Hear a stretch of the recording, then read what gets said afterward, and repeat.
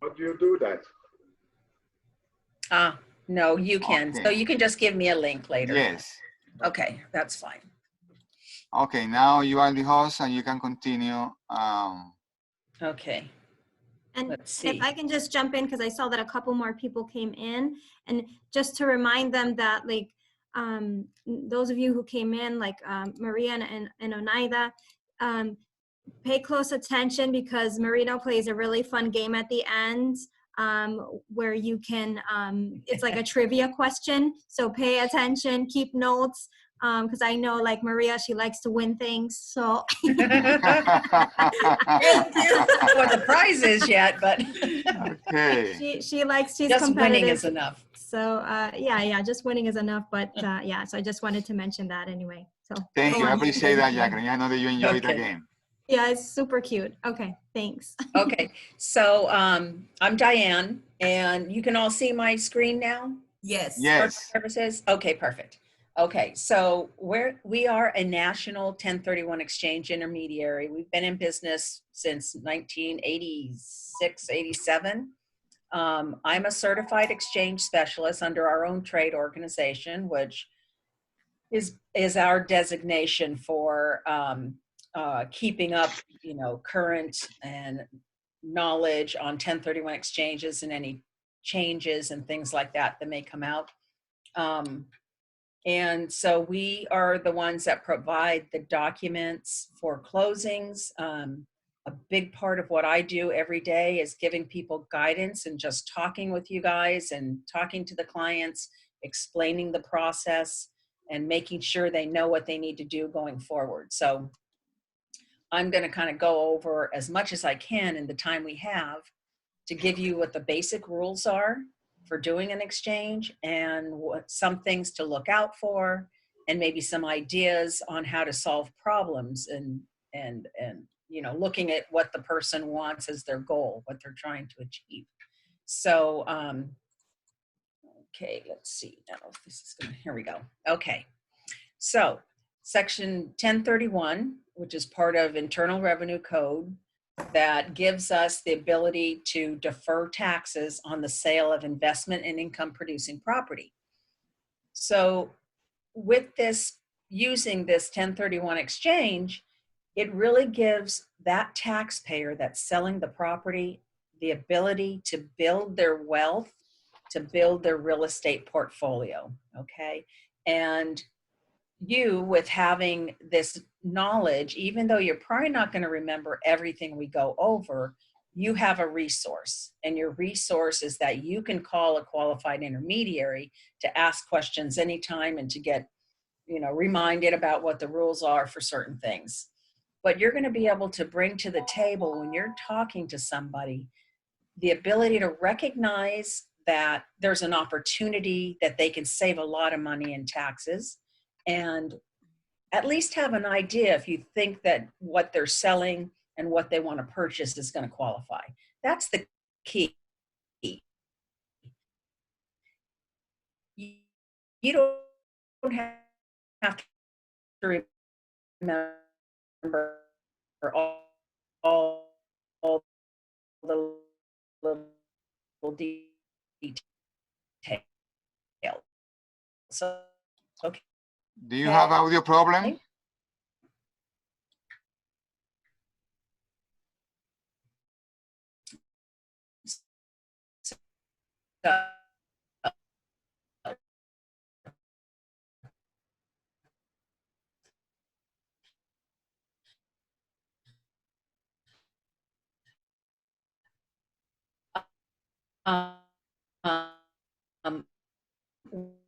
We're going to go, if they continue to sell and purchase investment income producing properties throughout their lifetimes, they will never have to pay the taxes.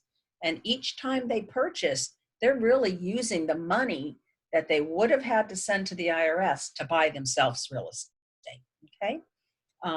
Because they don't have to pay the taxes, they're able to leverage, be able to go to the bank and say, this is how much in down payment I have, because I didn't send a chunk to the IRS. how much will you lend me? So leveraging, they can buy up in value. They're building their real estate portfolio, okay? The one thing to remember is you have to have an intermediary involved before the closing. And I can't tell you how many times that I have had situations where a client or a realtor will call and say, hey, my customer is doing a 1031 exchange. We're trying to figure out the identification rules. And I'm like, okay, who is the person? I'm looking it up, and I know they took a class from me. And they never set up the exchange before they closed. They remembered the rules for the timing, but they forgot to make sure that the documents were part of the closing. So number one, just remember, it's never too early to call the qualified intermediary to call me and say, I'm talking to somebody and they have a few questions. You know, can you explain the process? We're closing in 2 weeks, but we don't know if we're going to exchange or not. What can we do? You know, just call, because I'm like you. I work, I don't get paid until we close on something, right? And that's how most of us work that are independent contractors. But we want to make sure that they're going forward properly, okay? So you got to have an intermediary before the closing. So you'll hear 1031 exchanges referred to as different things: a real estate exchange, a delayed exchange, a starker exchange, because our name was actually taken from the first court cases that put together these rules that we deal with today. So a like kind exchange, because that talks about properties that qualify. They have to be like kind, which I'll explain in a little more detail. But the little paragraph there comes directly from the tax code, which really explains what happens in an exchange in a very simple way. That no gain or loss is recognized on the exchange, sale, of property that's been held for productive use in a trade or business, like a rental or income producing, or held for investment, like anything you hold just for appreciation. It could be raw land, okay? As long as it's exchanged for like kind property, which is going to be property held for income production or investment, okay? So the 1031 defers taxes. It doesn't wipe them out, okay? It's not a tax-free transaction. All right, so what are some of the benefits for the investor? They don't have to pay any taxes. Number one, nobody wants to see, you know, they have a sale of property, finally it went up in value, and then they find out from their CPA, oh, you need to take out $50,000 from your proceeds to send to the IRS, or hundreds of thousands of dollars, depending on the value and the gain in the property. Another benefit, of course, is having more cash for the purchase, because they don't have to pay the taxes. Building your real estate portfolio, creating wealth, because you're able to maybe sell one property, divide it up and buy 2 properties, and continue to grow your real estate portfolio. Another really great benefit is the ability to relocate your investment properties. So this could come into play when you're talking to somebody that maybe, I mean, you probably all do residential, maybe some do commercial, but if you're working with a residential customer and you're helping them look for a new home, and maybe they're moving here from another area out of the state or just in another county or whatever, and in your conversations you find out that they own investment property in the old location, that might, you know, bring you to ask the question, well, how are you going to manage that? Have you thought about selling it and maybe buying a new investment closer to where you're buying your home? Okay, so those are ideas for how you can look for opportunities. But relocating investments geographically could be a move that somebody's making to another state that, you know, they're going to want to get their other assets there, real estate assets there later by using 1031. Retirement and estate planning. This comes up really when you start thinking about what happens when people inherit real estate from their family or other people that may will property to them. When you receive a property via inheritance, you receive it at what they call a step up in basis. Does everybody sort of know what basis is? No, If you not me. don't, Okay, if you don't, and that's fine, because it was way back when you took your principal's class to get your license that you went over it. Okay, but what it is what you paid originally for the property. That's your cost basis. Okay, there's some adjustments to it, which I'm going to show you in a little bit, but just for this purpose, if you bought a property for 200,000 30 years ago and today it's worth $1 million, and you will it to your child or somebody, and when you die and they receive it, their new basis is stepped up to what today's market value is, which means $1 million if that's what it was worth. So that gain that that person that passed away would have had to pay taxes on if they sold it, which would have been like $800,000, is wiped out because the heir receives it at a step up in basis. Okay. So some people use 1031 exchanges to prepare themselves in their estate planning for who's going to get what, right? And then and knowing that all the gain that they have built up is going to disappear for the kids. Okay. So the benefits to you as real estate professionals for using a 1031 exchange, you can use it for yourself, of course, but bringing to the table this knowledge and the ability to recognize where there's opportunities, is great, because most of our customers out there, if they're not really savvy investors, they're not even going to know what a 1031 exchange is or what has to be done prior to closing. Okay. You're helping to create wealth, of course. You're creating repeat business. You're increasing your real estate business and your commissions, because if you were to focus for a while on only non-owner occupied property, land, commercial, any of those properties that qualify, and you get those type of listings, and that person wants to buy more real estate, you have two transactions, okay? Maybe three, depends how many properties they want to buy, but they've got to sell, and then within a short period of time, they have to purchase also, okay? So great way to build business.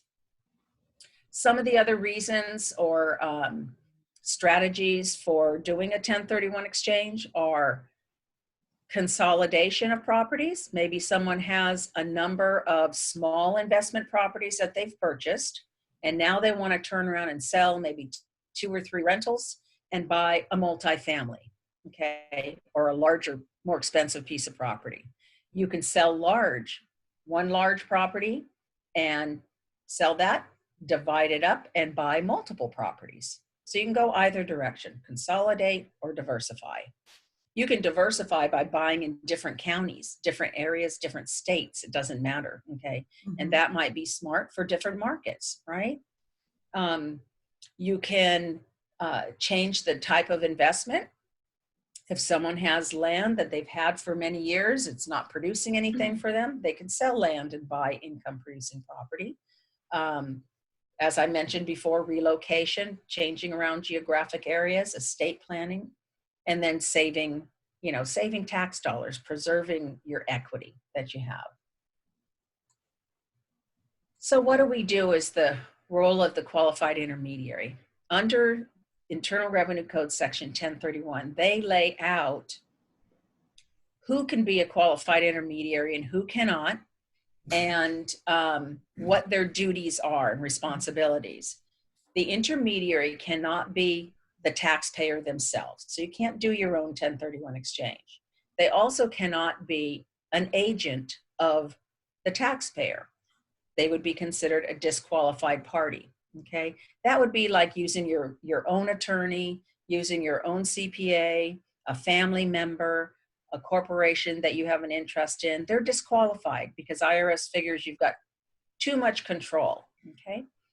The intermediary provides the compliance documents for the closing. So that's part of our job, is to make sure we get all the accurate information to document the 1031 exchange. Remember, we're dealing with the IRS, right?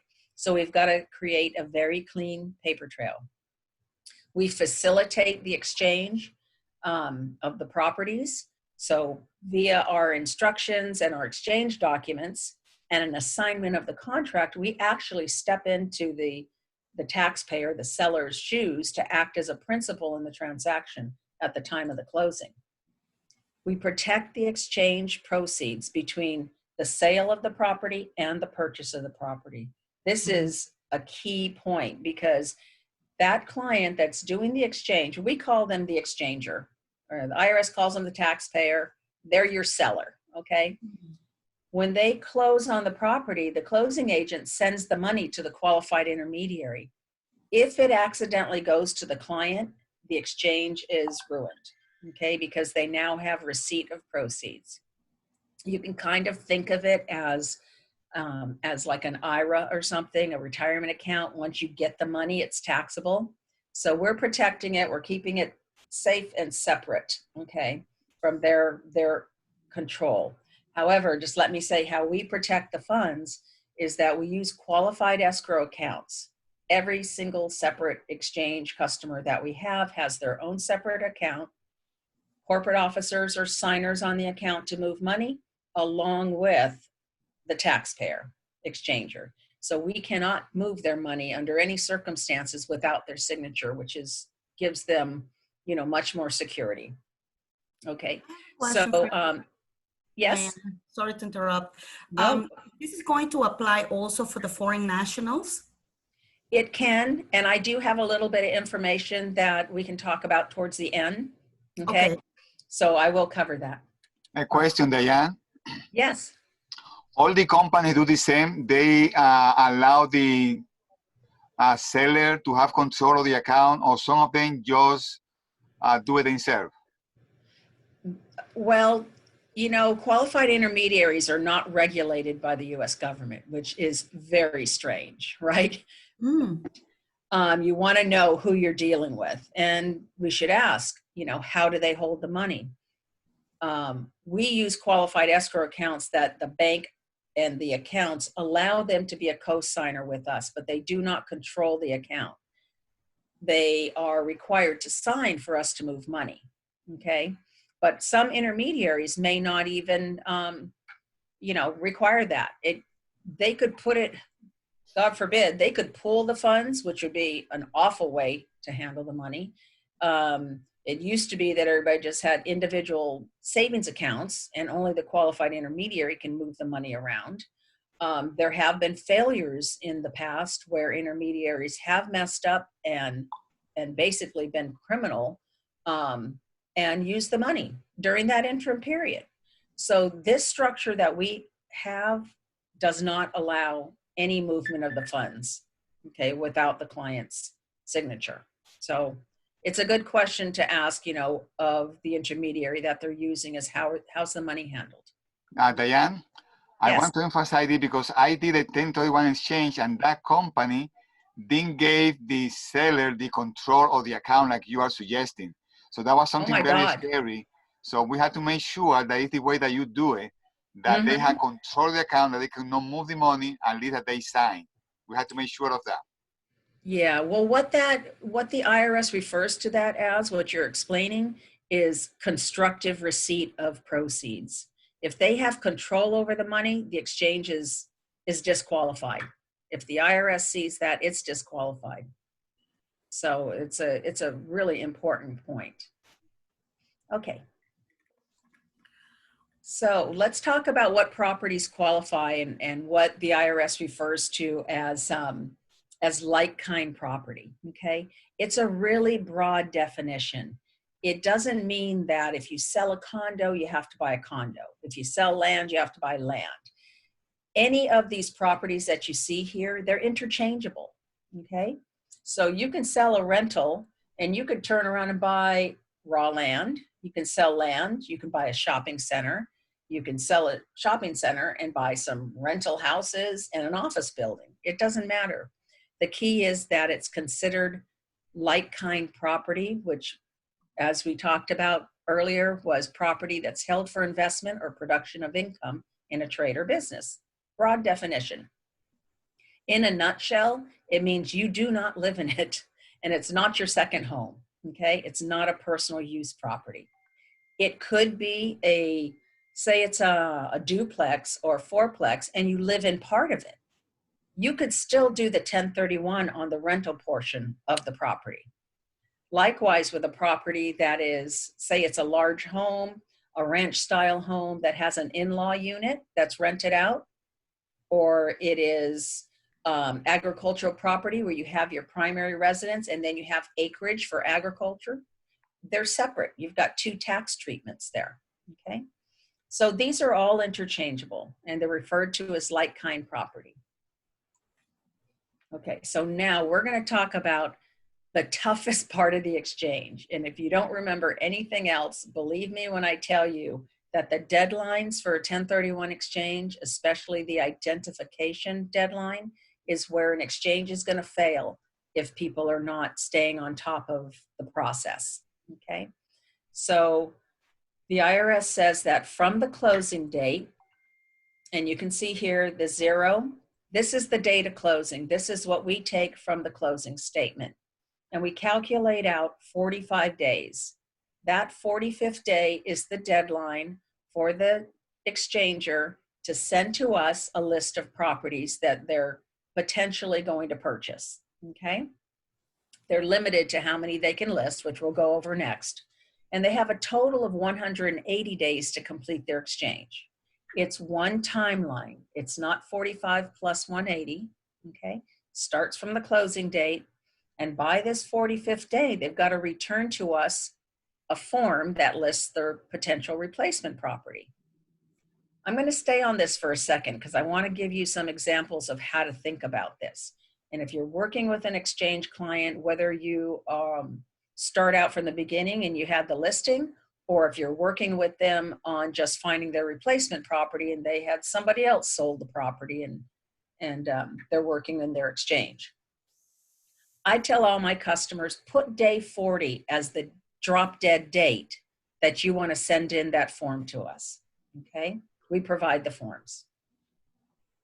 They don't want to send in the form early because you don't know if what you are in contract on is going to be the one you actually close on.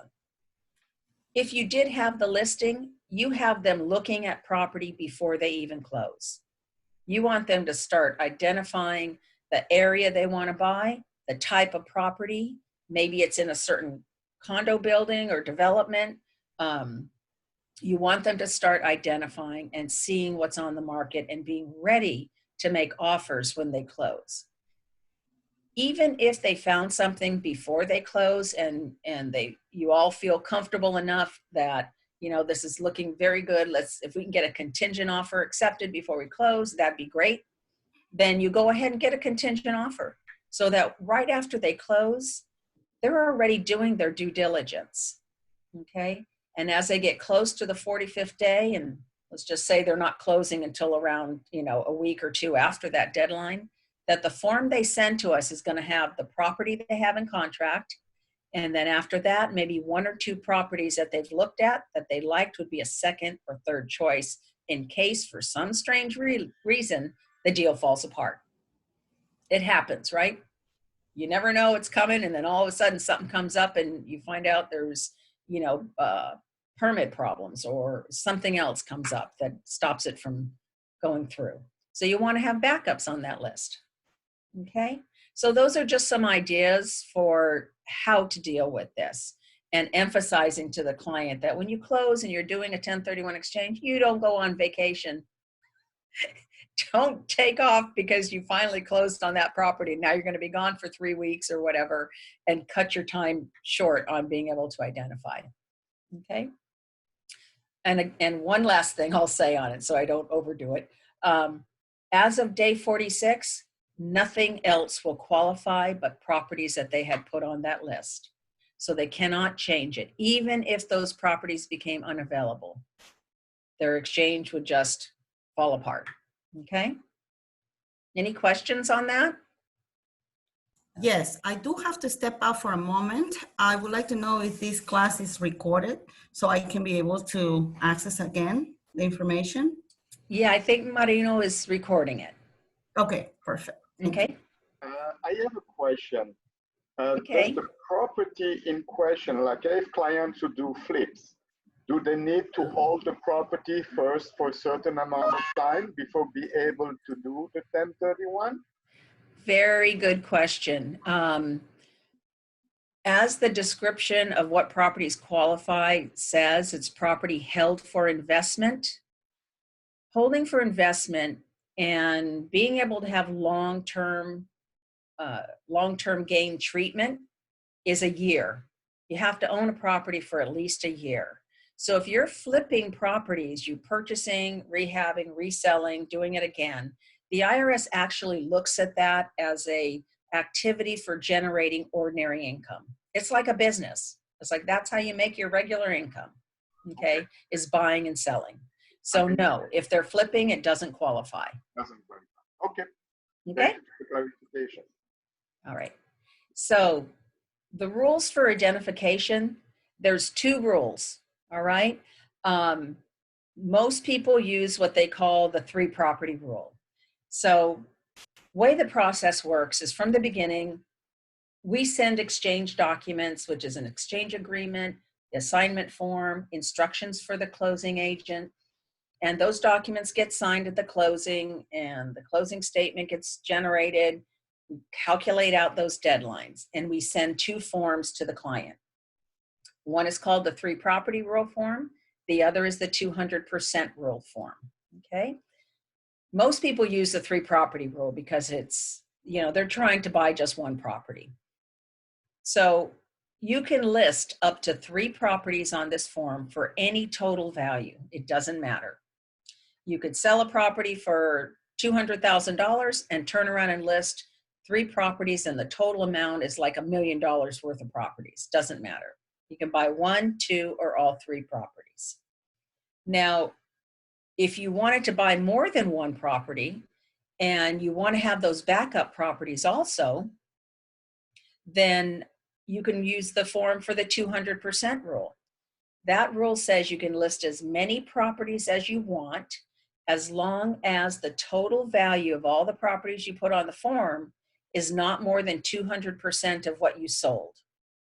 So let's use the sale of a property for $500,000. 200% would be $1 million. If you wanted to list 4 or more properties as your potential replacement properties on the form, then, and you're going to list off to the side what that list price is for each property, you don't want to hit $1 million. You want to stay right under $1 million. Okay, because if you hit $1 million in that example, you have this third little exception that the IRS has, which says that if you hit 200%, you are expected to buy 95% of the value of everything on your form, of your list, which may be impossible, okay? It might as well say you have to buy all the properties you listed. So you want to stay under that 200%.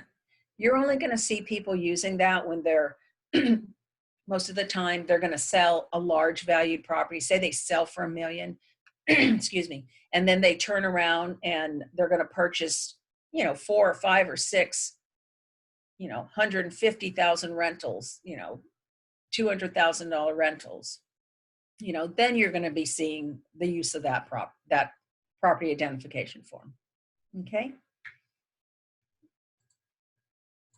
All right. So there's really 3 basic areas in 1031 that are the basic guidelines: making sure the property qualifies, that like-kind property, knowing the deadlines for identification and completion, the 45 and the 180. And then in order to try to avoid having what they call boot in the transaction, and that term boot means anything that's going to be taxable, okay? So if you were to sell a property for $450,000, turn around and buy something for $600,000, you're going to move all of your equity, you know, the net proceeds really after closing costs, as down payment on the new property, and you replace your mortgage. So if you're buying up in value, you just get a larger mortgage, or you can bring in additional cash. So this would give you a completely tax-deferred exchange, okay? There's no taxes that'll be due on this transaction. So that would be 100% balanced. So we're trying to avoid boot in a transaction. And there's some closing costs that are considered boot too. And that's one of the reasons that we are reviewing the closing statement prior to closing to see if we can identify items that maybe the seller can offset with their own cash if necessary. Another area that you'll have boot in the transaction is when they turn around to buy something, but they've said, I need some cash out. You know, I need to pay off some debts or buy a car or whatever it is that they want to use money for. And they are saying that they want to pull some cash. There's only two places they can take cash out. One would be at the time of the sale, which we don't suggest. We always say wait till the very end. And then after the exchange is complete, they can take cash that's left over in the exchange account and do what they want and pay taxes on it. So in this scenario, you can see that they sold for $450, they bought again for $600. Instead of the whole $200,000 in equity going in, they put $150,000, so they have cash boot, okay? They just made up the difference with more financing in order to take out that cash. This money here that they walk away with, $50,000, is really expensive. The capital gains tax that they're going to pay on it, and I'm going to go into what the rates are in a minute, but it's going to be at least 20%, and more than likely it'll be 25%. So if they had to pay 25% on that, they'd have to pull $12,500 out to pay the taxes to the IRS. It's kind of not worth it.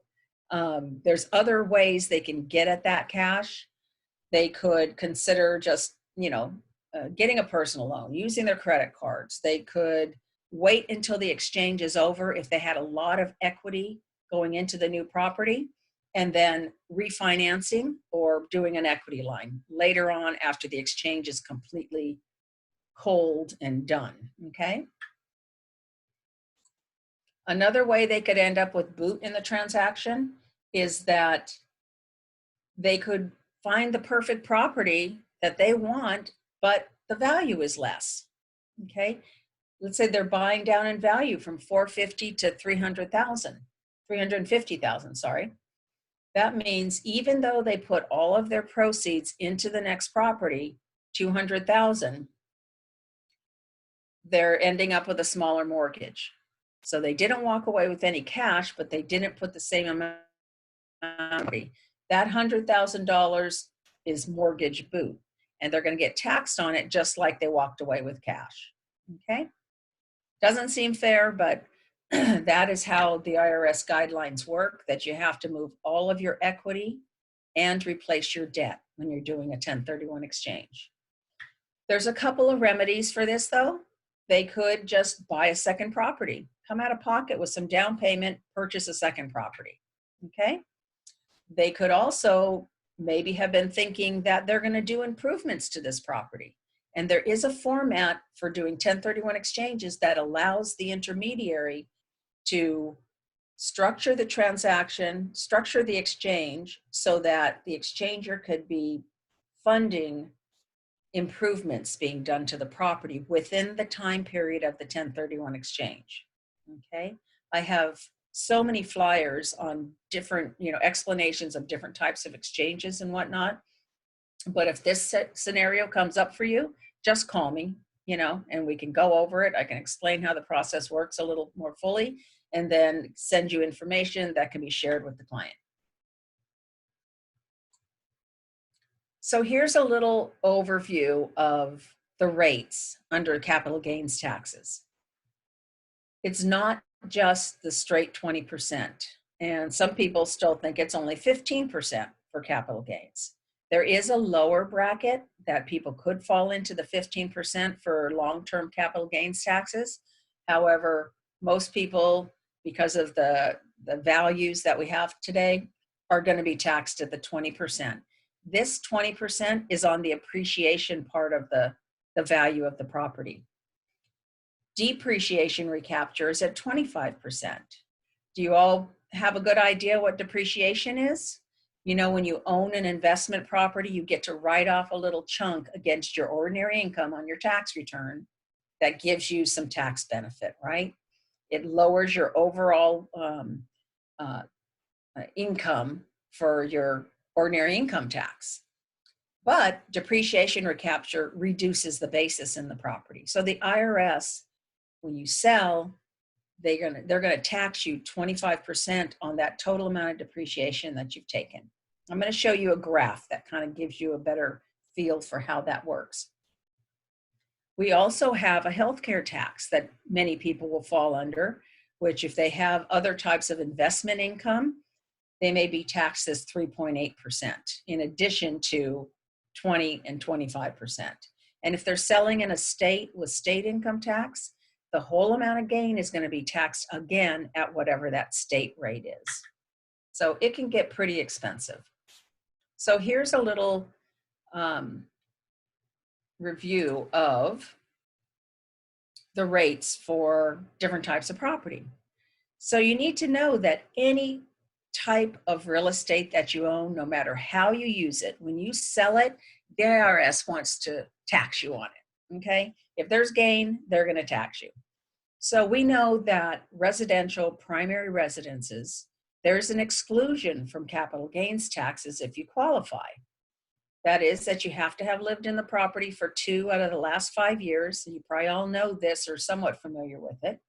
That if you're single, you can take up to $250,000 with no taxes excluded. If you're a married couple filing jointly, you can take up to $500,000 with an exclusion, okay? Again, the rates for investment property, when you sell it, you're going to be taxed on the appreciation at 20%. You're going to be taxed on depreciation recapture at 25%. You have to have held the property for at least 12 months, like we were talking about. It can't be flipping, okay? Less than 12 months for somebody that's, doing something like flipping or just hasn't owned the property long enough, or even a primary residence, you didn't live in it for 2 years, you're taxed at your ordinary income rate on that gain, okay? So, where does the gain come from? It comes from appreciation and depreciation, okay? And the taxes that you pay are on the gain, not on the profit. So a lot of our sellers think that, hey, I refinanced last year. I only have, this certain amount of equity in the property now. Why am I going to pay on this, so much more taxes on this larger amount when I only have this much equity? Because the IRS doesn't tax you on the equity. You got to remember they're taxing you on the gain in the property, okay? So this is a little diagram of how we can look at that and see what happens in this process over time when you've owned a piece of property. So I don't have enough room on this slide to add in any more explanations. So I'm just going to lead you through it, and I'm going to talk about it in a way that you're trying to get a listing of a rental condo that I have, okay? And we're talking, and you already know from doing your CMA that we could sell the property for probably around $450,000. All right, so now you ask me, so hey Diane, how much did you pay for this property when you bought it? And I tell you, I bought it for $250,000. This is my original cost basis, okay? You see my timeline here? This is the years I've owned it, that I've been renting it out. And during this time period, you can tell right from just asking me how much I paid for it and knowing how much you can sell it for, that I have appreciation in the amount of $200,000. I'm going to be taxed on $200,000 at 20%. All right? You don't even have to know anything else. If you were to ask the client and know that they've owned it for more than a year, how much they purchased it for and how much they're selling it for, okay? You know how much gain from appreciation they have. There's an opportunity here.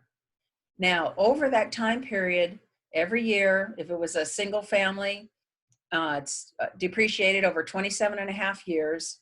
Every year, you're writing off a little chunk of depreciation against this cost basis of the property. It's going down. And they call this number down here, the $150,000 figure. That's your adjusted basis. It's adjusted after depreciation, okay? You don't need to be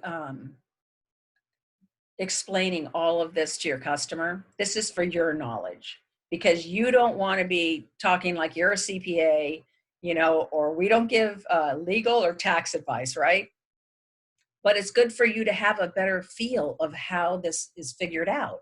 And then the key is to say, hey, call your CPA and ask them how much you're going to owe on the sale. And then if you decide you want to buy another property, we can talk more about the 1031 exchange and how I can help you. Okay. So if you take this 200, you can see that federal tax on appreciation at 20%, there's $40,000 in taxes right there. The depreciation at 25, I'm going to pay 25,000 on depreciation part of it. If the property was sold in a state with state taxes, we're going to take that whole 300,000 and tax it again at whatever the state's rate is. I just picked an average number. So the total amount of tax is going to be at a minimum $65,000 in taxes. What if I had only 100,000 in equity in the property? What am I going to buy? You know, if you do the exchange, you've got the whole amount of equity to repurchase. So this is a good little graph to kind of help, I hope, you know, solidify it in your mind of how this is figured out. And another thing is that you can look at the back of that little black brochure that we sent out, which I can also send to you again if you like. It gives you a little form that you can, you know, work with some numbers and figure out what the gain in the property may be. Okay, so I want to touch base on some other scenarios. Like I had mentioned, that you could have properties that have multi-use to it. In this scenario, we're talking about a person, this Mr. Newman, has a property that is his home, first off. And let's say, you know, he's owned it for a very long time. The home also has a little in-law unit, or maybe a separate little rental unit that is rented out. Okay. If you have something that you're renting and you don't report that income to the IRS, then don't try to do a 1031 on it, because they won't let you. And you also had lied that you had income.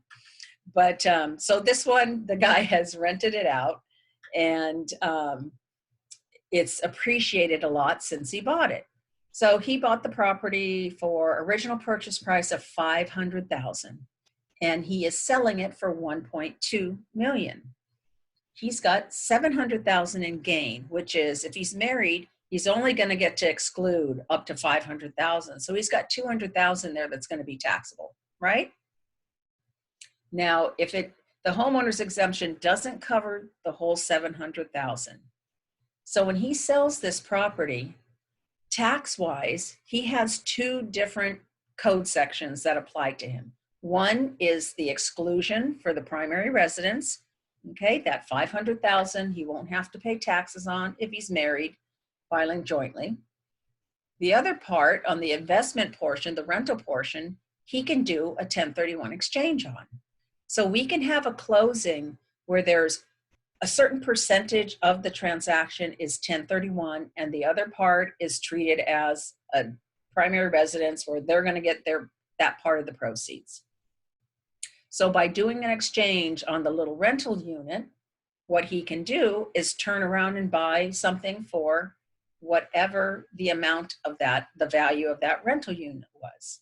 This is where we have to have them contact their CPA, because we won't know what the CPA has been claiming on that property. They're going to allocate a certain value to it.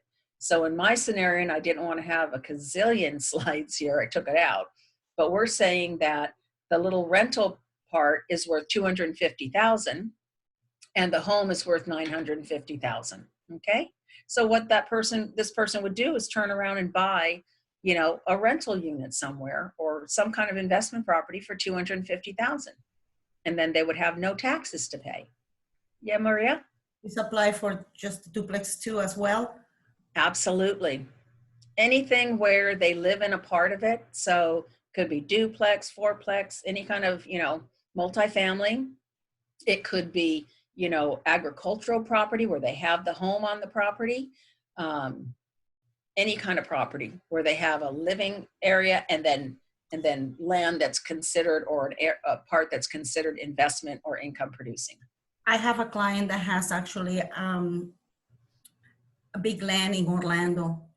Uh-huh. He has a trailer there, but he rent the land for horses. I mean, he holds horses. Okay.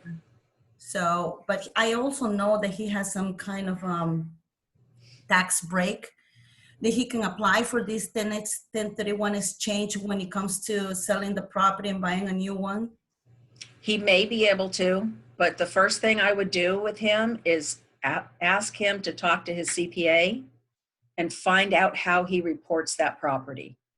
Because if the CPA is, if he has, like maybe there's some kind of, well, you said a tax break, but it could be that, you know, like with agricultural. Correct. It's exactly you get a tax break, but that's property taxes. That's not capital gains taxes. Okay. So you want to have him find out how the CPA reports the property. Or maybe he does his own reporting and he can tell you that he says, I live in, 1/4, 25% of the property is my primary residence and 75% is considered investment. Okay, income producing. Yeah. Thank you. Okay, you're welcome. Okay, so now, a lot of times people will say, I love this idea of the 1031 exchange, but I have this rental property. God, I'm so sick of tenants and I don't want to buy another rental property, or, they just are, feeling like they don't want to hassle with, managing property anymore. I always say to them, call your CPA and find out how much you're going to owe in taxes, and then let's talk again. Because I can explain to you a way that you can do this and get away from having to be stuck forever in these rentals if you don't want to be, okay? And that could be that you can convert the use of the property later on. So just because you buy a property and you say, this property is going to be a rental, I bought it as a 1031, it's a rental property, it has to be a rental forever and ever and ever. That's not the case. You can change your mind about how you use a property. You can do your 1031 exchange, like in this slide here, example, sell a rental property, buy a rental property, rent it out for a minimum of 2 years. Very important, because if it's less than that, the IRS could disqualify the exchange. But after you've rented it out for 2 years, if you all of a sudden say, hey, I think I'm gonna move into that property. It's on the beach and that's where I want to live, okay? Or it's in the hills or whatever, in the Keys. After that, you can move into it, okay? Change it into your primary residence. And guess what? If you live there long enough, and not just the 2 years, but I would suggest like living in there for 5 years so you completely get away from any of that look back 5-year period being investment, you can sell it and take your primary residence exclusion. And now you're not paying any taxes. Well, you might still have to pay depreciation recapture, but overall the appreciation part, you're not going to have to pay it. This is like a really great strategy for some people. And this also works for somebody that may be thinking, and actually, honestly, my husband and I did this before we moved to Miami many years ago. I moved from California. We sold a rental property there. We bought a house here, this one, in Miami, and we rented it out for 5 years before we moved to Miami. This is way back in 2000. And it was 1031, and then we moved into it, and here we are, So if you're thinking, or they're thinking that they're going to retire, or they want to move to live closer to where their children live, something like that, you can use it. That's a strategy, okay? You just have to remember what the rules are so you don't mess it up. That's really smart. Yes, and as a matter of fact, I do have right now a client that is in Ohio trying to purchase a property here in Boca Raton, and it's going to be an investment property for him, even though he's giving it to the granddaughter for the school year. Now, what can I be able to offer him with this exchange so he can be able to maybe keep it? He told me I may be able to keep it when I retire, who knows? But right now he has 4 years ahead with his granddaughter in that property because of the school. So she will be living there. And this can work for him. So he's selling something in Ohio? Well, he told me that he has another property in Ohio that he currently lives and another rental property that he was thinking about whether selling it to buy this one or using, financing. So okay, so he wants to buy a property in Florida where his daughter who's going to school is going to live. Correct, for the next 4 years. Okay, so here's something very important about making that work. If you wanted to do a 1031, sell the rental up in Ohio, purchase the property in Florida for the child that's going to school, you would need to treat that as an income producing property. How does he do that? Okay, well, we know that when your kid goes off to college, you're pretty much supporting them, right? Yeah. And if he buys a 2-bedroom, they can have a roommate, okay? And to teach the child some responsibility that they have a rental agreement with both the child and the roommate. The child pays some rent and the roommate pays rent. On one hand, they're paying rent. On the other hand, he probably sends money once a month. Here's your stipend for your living expenses. And that's the way they, make sure that they're documenting it. You can rent to a family member, but you have to rent at close to market prices, So there is a way to do it. And I would say that's an idea that maybe he could run it by his CPA, make sure he's got his CPA on his side because they're going to be reporting it. And, they want to document it because everything with the IRS should be documented in your folder, in your cabinet, so that if you ever get audited, you have that paper trail. Okay? Thank you. That is not tax advice because I'm not a CPA. But, those are things that many people have used, and we see it all the time. It's not uncommon. Okay? Okay, so here's another thing that has to do with changing ownership use and locations and whatnot, is that the IRS knows that a lot of people own property that they rent out and sometimes they use it for themselves. So you have a property in the mountains, you have a property on the beach, it's a vacation rental, but you go there and use it yourself sometimes. So that's one type. Another type may be that it's your second home. You've never rented it out. Okay? How can you do a 1031 exchange here and take advantage of deferring the taxes on the sale and purchasing other property? So if it's a second home, then you do have to change the use. And remember I said you can always change your mind about how you treat the property. So if you're thinking, hey, we've had this property for 15, 20 years, the kids have grown up using it, we've all been there for vacations, but we're not using it anymore. So let's start renting it out, okay, so that it'll qualify. So it takes time. You have to rent it out for at least a couple of years, but there's some minimum amounts. And that minimum amount is like 2 weeks out of each 12-month period. So you don't have to rent it out a lot, but you also have to limit your own personal use to only 2 weeks or less than 10% of the time it's rented. So you can say, I don't want that mountain home anymore. We're going to start renting it out. In a couple of years, we're going to sell it and we're going to buy something, in Florida, okay, on the beach somewhere. And for the first 2 years of ownership of that property, you're going to need to do the same thing. You're going to need to rent it out for at least 2 weeks and minimize your own personal use of the property. Okay. Remember that the only way the IRS knows what you're doing is that you're putting it on your tax return. Matter of fact, that's how they know everything about us, because we tell them every year when we file a tax return what we're doing, right? So it has to be documented. But this is used a lot also. It takes some, advanced planning. It's a strategy that can be used for people. along with the one where you're converting because you're moving to a different area, or you're buying something that you eventually want to be personal use. It's the same thing with this. And we do have actual guidelines. It's under this revenue procedure 2008-16 was when they came out with this, because they know that this is what people do.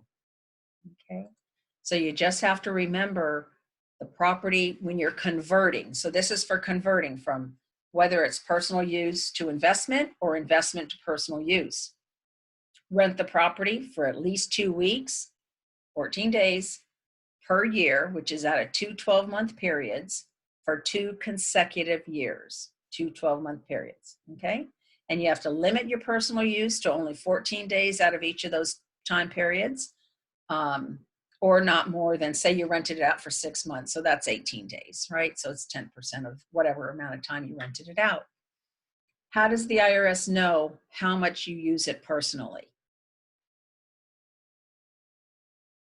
They don't, unless they audit you and they ask you maybe for your cell phone records to see where you were. You know, it would be hard for them to know. But one thing that's very important to do is document, document, document. So if somebody was doing this, and I've done this, is that you have a log. We all keep a calendar, right? Hey, I'm going to the House and the Keys for 2 weeks, but we have to paint, we have to do landscaping, there's some repairs. That time that you're actually doing maintenance does not count towards your personal use time. Okay, so you keep track of that because you're going to be reporting your repair expenses anyways. So that's just a little bit of info there. Okay, I guess we got to hurry up. I know I'm taking a little long here, but I'll whiz through the rest of this real quick. So some of the issues that we look out for is the client having constructive receipt of funds.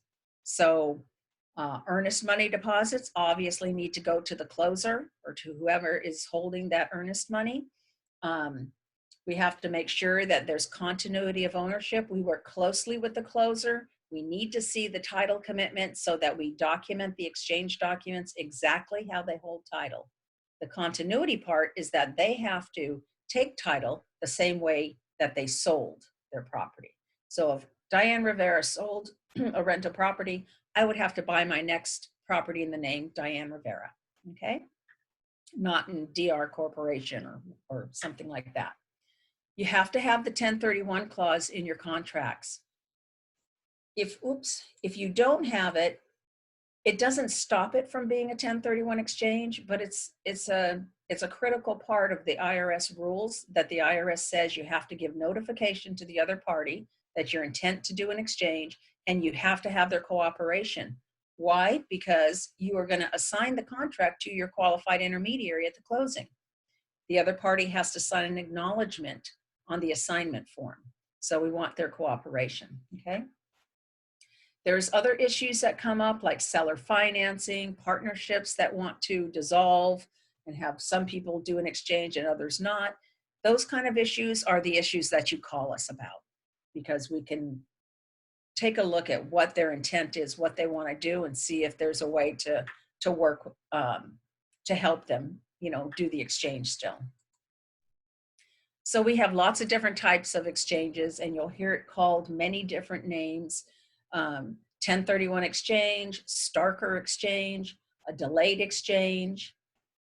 Just means that delayed, you sell one day, you got to identify and close within 180. A simultaneous exchange or swapping is just when you close on the same day. A reverse exchange is an important thing to know about, and especially right now with the situation we find ourselves in. You may have a client that's trying to sell a property, but they know what they want to buy and they can buy. They may want to close on their purchase before they close on their sale. So that's a reverse exchange where you acquire the replacement property first. An improvement exchange, which is where we're gonna do some capital improvements to the replacement property before they receive ownership of it. Okay, so let me just give you a little outline of the reverse exchange real quick. Sometimes it's advantageous or necessary to close on the purchase of replacement property prior to closing on the sale. In order to do that, they really have to be able to pay all cash temporarily for that new property and get the money back after we close on the sale. It gives you more time to sell the property, which is tough right now. And so that's why I think these reverse exchanges could be really useful at this time. You might have a contingent offer on the sale. They have to have that financial ability to be able to close on the purchase. It's a little bit more, a little bit more of a complex structure. So we want to have as much time as possible before the transactions start to explain the process, have them talk to their CPA, make sure that they really realize, you know, how this structure works. Okay, so, all right, you had asked about whether foreign investors can do a 1031 exchange. They can. Anybody that owns US property can do a 1031 exchange. You cannot exchange for property outside the country. So you cannot sell domestic property and buy foreign property. You cannot sell foreign and buy domestic property because that's going to be under that foreign country's rules, whatever they can do, okay? So the issue comes up for foreign investors of FIRPTA, right? And Correct. FIRPTA rules are, you know, take precedence pretty much because at the closing agent is going to withhold regardless of what that person wants to do, right? Jacqueline's like, you bet, because we're not going to pay their taxes, okay? So we have two different sets of rules. We've got the 1031 rules that tell you, you know, you have this timing, you have to put all the money into the new property. And then we've got FIRPTA where they say, sorry, we're taking 15% of your sales price and we're going to send it to the IRS until you file a tax return. Then we'll refund you whatever you really don't owe. That's basically how it works. Mm-hmm. It's almost like a penalty because they want to make them file a tax return. So that's why they take that 15%.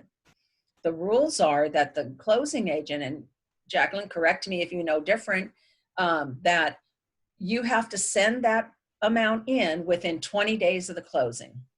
You have to submit it to the IRS, right? That's correct. Yes. So what happens now if that person wants to do a 1031 exchange? We're sitting there going, uh-oh, you know, on $1 million, that's $150,000. It can be lots and lots of money. So there is a way for them from the beginning of the transaction, as soon as they get a contract, we have to get them connected with a CPA that knows how this works, that they file an application for a withholding certificate. They can't do this on their own. Believe me, they won't figure it out. They have to work with a CPA. They file an application for withholding certificate. That form is used for a couple of things. When they file it in advance, the IRS, the FIRPTA unit, will tell them exactly how much they owe if they have enough time to receive it back in time before closing. And then the closing agent only has to withhold what the IRS says, not the whole 15%. But on that form, they can also inform the IRS that they plan to do a 1031 exchange. And they have to provide information about what they're selling, about, you know, what they paid for the property. So that's why they're working with the CPA to pull together all this other documentation.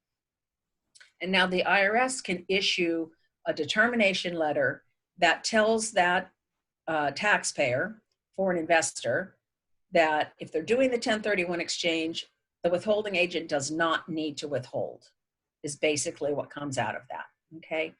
The problem is it could take up to 3 or 4 months to get the letter back from the IRS. So this is where the real problem is for foreign investors. The only way that we like to see it done is that they can satisfy both and they can come out of pocket to offset the withholding. Once they have filed the application for withholding certificate and they have evidence that it was filed prior to the closing, they give a copy to the closing agent. The closing agent still has to withhold 15%, but now can hold the money in escrow. Doesn't have to send it to the IRS. We're waiting for the IRS to send them the letter that says that they don't owe the taxes. It can be deferred through 1031. They give that letter to the withholding agent, and now they can refund them what was withheld. So what that resolves is that at the closing, because they've satisfied the withholding with their own cash, all the proceeds come into the 1031 and they go and they buy their replacement property. So they're going forward just like, you know, just like there's no withholding. That's the tough part, whether or not they can get that application filed and whether or not they can come out of pocket to satisfy the withholding. Who filed the application? It's going to be the client with the CPA that they hire to do it for them. Okay. Right. It is true that also the attorney can be able to do that, and a real estate attorney? Perhaps, but I think it's usually a CPA that has more awareness of international tax law. Oh, okay. And maybe has more more understanding with filing those forms, because it's really not that straightforward. And I've seen some that have filed it that have never done it before. CPA, you know, it's like an attorney or a CPA, they have to have a very broad knowledge of tax law, of the tax law is the all of that, and they may not specialize in it. Yeah, so and Diane, if I can just jump in real quick. Yes. I just want to say, guys, that Celebration Title Group works with an accounting firm that all they do all day long, 24/7, is FERPTA. We had a class. Yeah, we had a class a few days ago where they did it on FERPTA. If I can get a recording of that class, I'll let everybody know. But we are going to do it again. The woman that did it is amazing, just like Diane. Great information. And again, that's all that they do. They don't do anything else other than FERPTA. So they're fantastic. That's fantastic. I would love to see that also. If I could get a link. Absolutely. Okay. All right. So so basically, you know, this is a really important part for us to have knowledge about, because we have so many foreign investors, right? And we want to give them the best direction possible. And if you have a specialist already that's what they do, that's where you want to send them. You don't want them to go to just some accountant or somebody that knows nothing about this, because I tell you, it'll be a problem. It'll be a problem. So anyways, so we've gone over a lot of information. If you have any questions right now, we can go over, you know, whatever questions you have. Just to touch on how you set up an exchange, call me. I would love to work with you. If you already have a preferred QI, that's fine too, but you have to call the intermediary whenever there's a question on 1031. You don't have to wait for the contract necessarily. You don't have to wait for the closing to be right upon you. There's no charge for consultations, okay? And then to set it up, you put us in touch with Jacqueline, whoever's doing the closing, and get us a copy of the contract and the client information, and it's as simple as that. Do you have a slide with your information? I do. I have one right here. There we go. Thank you. I can send you, there's my email address. If you want to shoot me an email, then I'll send you back, you know, copy of the brochure, and, you know, whenever there's a question that you want more details on, like the identification rules or reverse exchanges, I've got flyers on everything, okay, that go into a lot more detail than we can go into feasibly here. Thank you very much, Diane. It's been an amazing class. We really appreciate that. Oh, yeah. You're don't so go, welcome. we're going to have the test of the class now. And that is very important. So get your Kahoot ready to do it. But before that, I sent to all of you on the email, and it's also on my account, an attachment in Spanish and in English of the information that she provides. So if you didn't receive it there, please send me an email, and I'll be happy to send you a copy. Oh, yes, I need one. All right, so just send me this, and I'll be happy to send it to you. Address. The email address. Oh, you know something? You have Diana right there. Just she will also send it to you. I also would like to have this information in Spanish. Oh, definitely, yes. I will provide that to you as well. I'll give it to you in a second. Okay, so I'm going to take over to start with the game. Just a second while we do that. And this we do on our phones, right? Yes, Yeah. on the phone. Okay. Go to your phone, please, and go to the browser, and you'll be able to let's do this. On your browser, just type kahoot.it. Hmm? Could you see the screen? Could you see the screen? I see. We're seeing it now. Yes, now we can see it.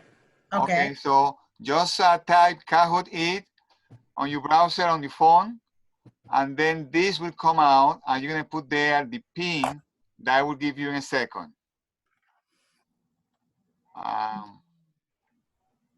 Do you have it, Maria? I'm getting it right now. Okay, what about Elizabeth? I know that you still have it already. Okay, got it. Aristide, you may want to play this as well. Just go to your phone and write down Kahoot.it. Yeah, I haven't been able to get it. Hold on. Just in the browser, right? Yes, just in the browser, and then you press enter, and this section down here that say game pin will come out. Oneida, you have it? It's in the browser only, or do you have to download the app? You can, Oh, you I can got also You can download the app app. as well, but you don't really have to. This is faster. If you like, Okay, you I can got download the app, or you can just go there and do this. Either way. So now I'm gonna pass there to give you the pin. It's not giving me that. It's I giving. got it. You have to spell it K-A-H-O-O-T. I got Dot that. It's giving me. IT. .it. Okay. It's Kahoot. Dot IT. IT. Uh-huh.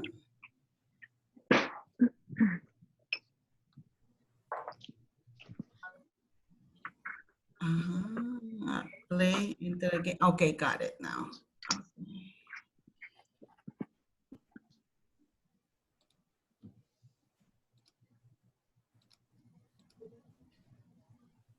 Just a second, I'll be right there with the game.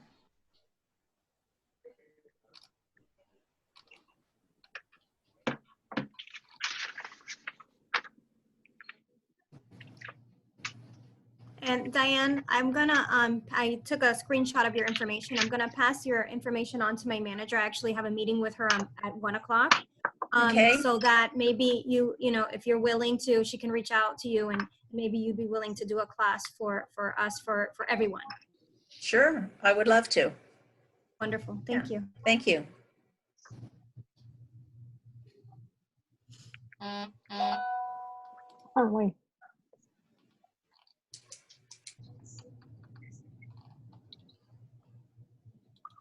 Just a second, please. Here we are. Where's the pin, Tony? ¿Sí? ¿Ariste? The pin. Yes. Where's Ya the te voy a dar el pin? pin. Okay. Recuerden, mientras más rápido ustedes contestan, mejor puntuación toman. The faster you answer the question, the more points you get. Okay. So you get points for answering correct and also for answering fast. And I'm not playing. Of course, Diane, you cannot play. Can you give us the answers? Yeah. I know All right, all so the this is the answers. pin. Write down the pin and your name will come out here. Do you see the screen? Yes. Do you see the pin? No. No. No? Okay. No. So No. now? No. Okay, sorry, then let me do this, just a second. There we go. Now you see it. Yes. All right. There Oh, it is. yeah. Are you ready, Giselle, now? Oh my No, God, wait. I'm sorry. I lost everything. I'm so sorry. You should be ready, you say now. Anyways, I will try. All right. I'm so sorry, guys. So we had 3 players ready, Maria, Giselle, Jackie. Aristi, we're waiting So for you. enter now. Nickname. Name. Tell the pin. Oneida, are you there? Oneida? Okay, we have Aristi. Game so bad. I don't know. You were on Okay, before. Elizabeth. Amen. We only have 4. I'll give you a few more minutes to enter. All right.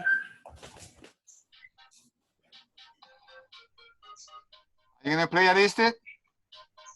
Yes. You need help? Yes, yes, I am. Did you put Elizabeth. the nickname now or not? Yeah, you put the pin now, and then No, you'll be able, I your name did will it. appear in the screen. You have to put And the the pin. nickname is just your What do name. I put? Oh, it's just my name. Or Just the whatever first you want to name? be called. Yeah, whatever. Elizabeth.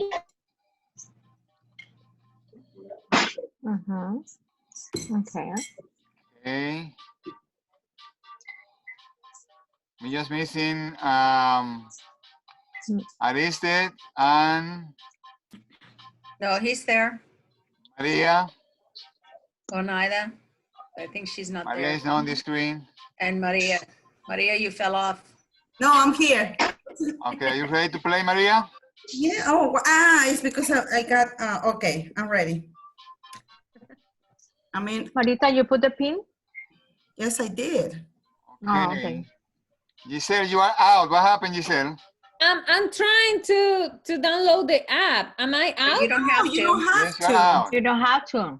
No. I'm in. Okay. Okay. So Yeah, ready? Here we go. Yeah. Oh gosh. Let's I see. don't see anything. Oh, Okay, get ready. Loading. All right, here we go. First Your question. quiz. Oh my goodness. 15 seconds. For what?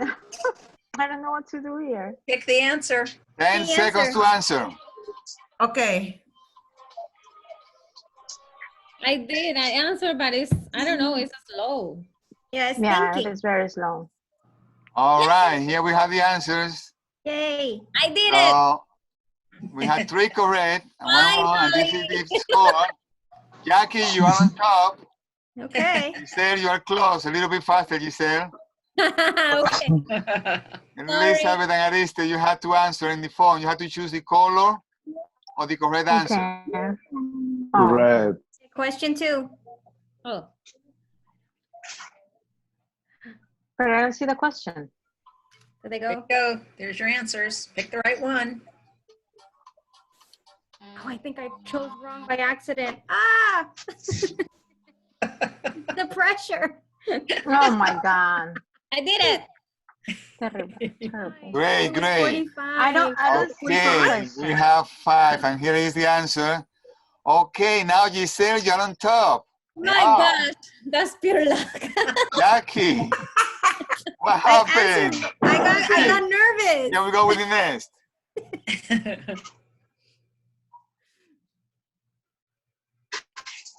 I took notes. Which property does not qualify? I took notes. I wasn't the phone, but I took some notes. Well, look at the answers. You got to.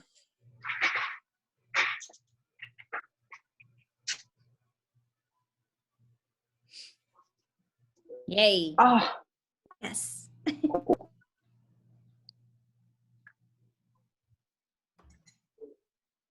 my gosh.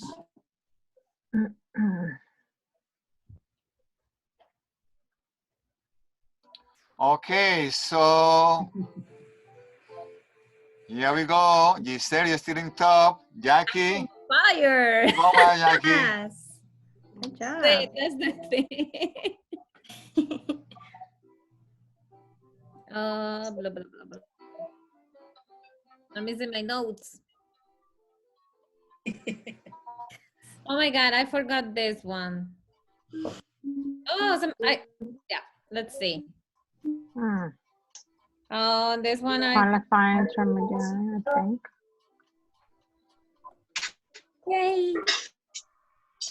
All right, we have 4 answers Yay. correct. That's great. And I was at the phone, okay? Okay. Yeah. Sounds on fire. Yep. On the closing relationship with how many days? Oh, I don't remember this How one. many days after the closing? I can remember. The total amount of days you have. The exchange? Remember this one. 180. Ah, that's a good question. All right. No. Here we go. Yay. All right. Look at those I took numbers. notes. What was the answer? 180. It was 180. 180. I let you the I answer. thought it was The game is over. 45. Close might have to solve some portions too. The 10. Jackie, you had to keep going. If she missed one, you are on top. I know, just because I missed one. Terrible. Don't give up. Giselle, don't miss any. If you do, I will be catch up with punished. you. Yay. Yay! All right. Next. Oh my gosh, what is the capital gain tax exclusion for the single tax fund when someone qualifies? Oh my goodness. I missed. You're selling your primary Single residence. taxpayer, no matter, single. Remember this one. Primary residence.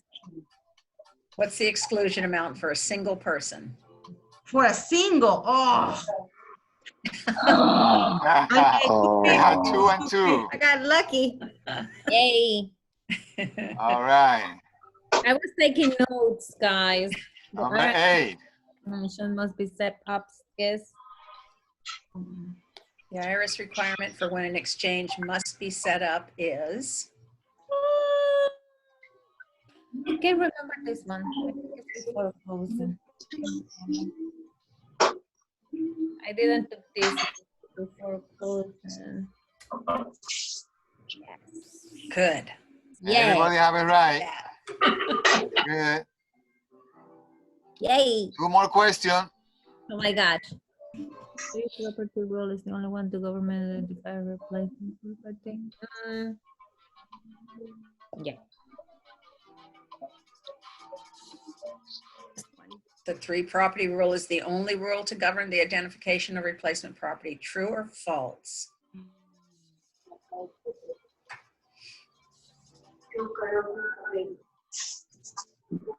Oh, I'm so sorry. Aye. All right. It was false. Now, the last question is very important. Okay. You had to answer fast. Get it right. Oh my God. That's right. Okay. Oh, yeah. Ah, Oh, I was called Diane. Not your mother. That's a very difficult one. That is very difficult.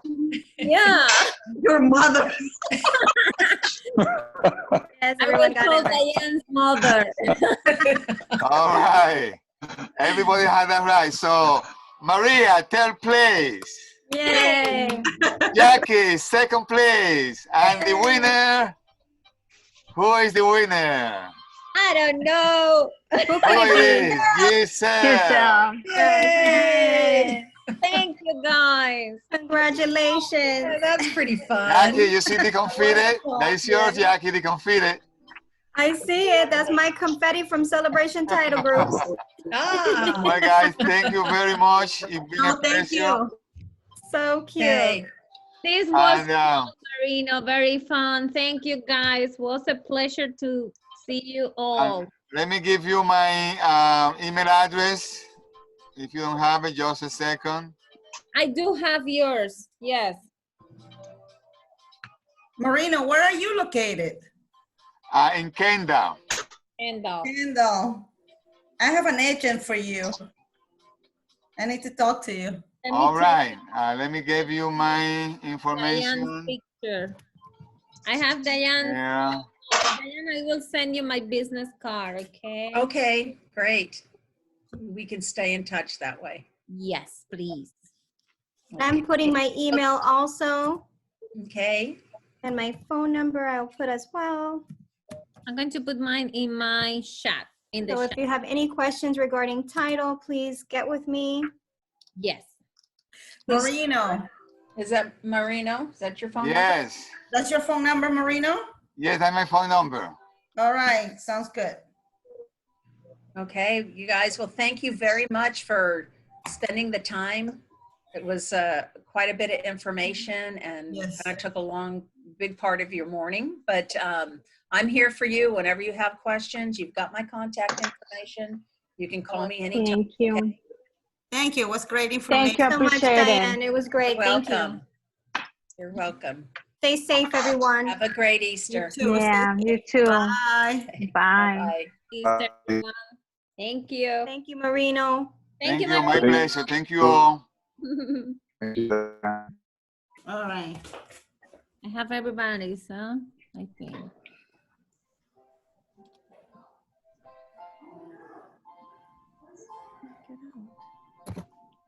Awesome. Thank you.